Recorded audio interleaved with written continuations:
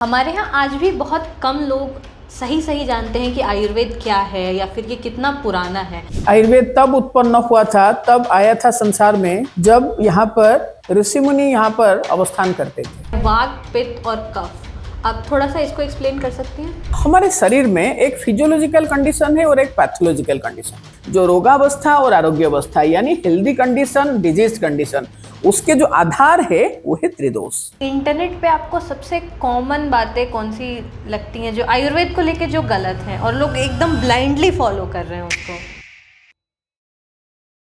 हजारों साल पहले जब आधुनिक चिकित्सा का नाम तक नहीं था, तब भारत की धरती पे आयुर्वेद जन्म ले चुका था। ऋग्वेद और अथर्ववेद का ये साइंस सिर्फ बीमारियों का इलाज नहीं देता, ये जीवन जीने का विजन और डायरेक्शन सिखाता है हमें।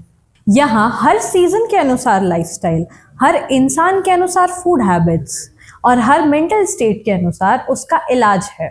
आज दुनिया में भले ही चाइनीज मेडिसिन और यूनानी परंपरा की चर्चा होती है, लेकिन आयुर्वेद सबसे गहराई से शरीर, मन और आत्मा के संतुलन को सिखाता है, क्योंकि किसी भी बीमारी के पहले हमारी बॉडी साइन देती है और आयुर्वेद हमें ये पहचानना सिखाता है कि हम उन साइंस को पहचानें और किसी भी बड़ी बीमारी या छोटी बीमारी के होने से पहले उसे रोक दें। नमस्कार, मैं हूं अनुकृति और आप देख रहे हैं टेलीवॉच।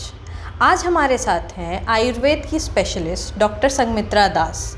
मैम के पास आयुर्वेद की एक्सपर्टीज़ और नॉलेज अराउंड 25 साल की है और इसमें कोई एक दिन ऐसा नहीं रहा जिसमें मैम ने अपनी नॉलेज बढ़ाई ना हो।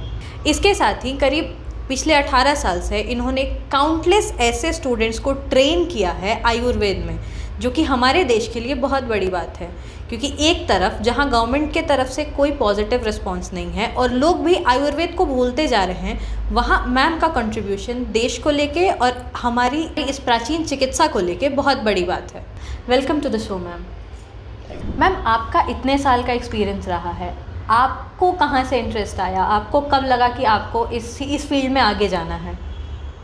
तो 98 में मैंने आयुर्वेद में एडमिशन लिया और उससे पहले मुझे अध्ययन में रुचि था और आध्यात्मिकता में रुचि था। और जब मैंने देखा कि आयुर्वेद दोनों का समन्वय है, तो तब से मुझे इसमें रुचि उत्पन्न होने लगा।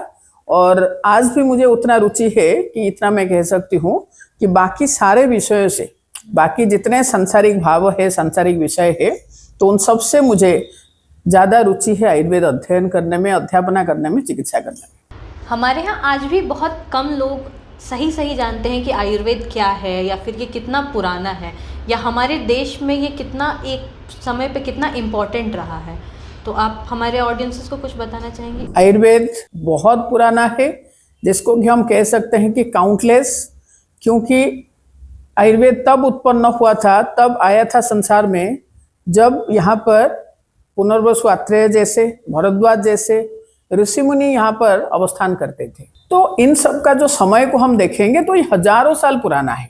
और आज के समय में जो आयुर्वेद का प्रचार प्रसार हो रहा है, तो इसके बारे में मैं यही कहूँगी कि इसमें बहुत सारे चीज़ें ऐसे हैं जो कि भ्रमित करने वाला है लोगों को, गलत इन्फॉर्मेशन है जो सही आयुर्वेद नहीं है। क्योंकि आज के समय में जितने भी समस्याएं उत्पन्न हो रहे हैं, जितने भी समस्याएं समाज में दिख रहे हैं, आप रोगों की बात कहिए, आप कोई भी मेंटल डिसऑर्डर की बात कहिए, तो इन सब का जो समाधान है कहीं ना कहीं सिर्फ आयुर्वेद है।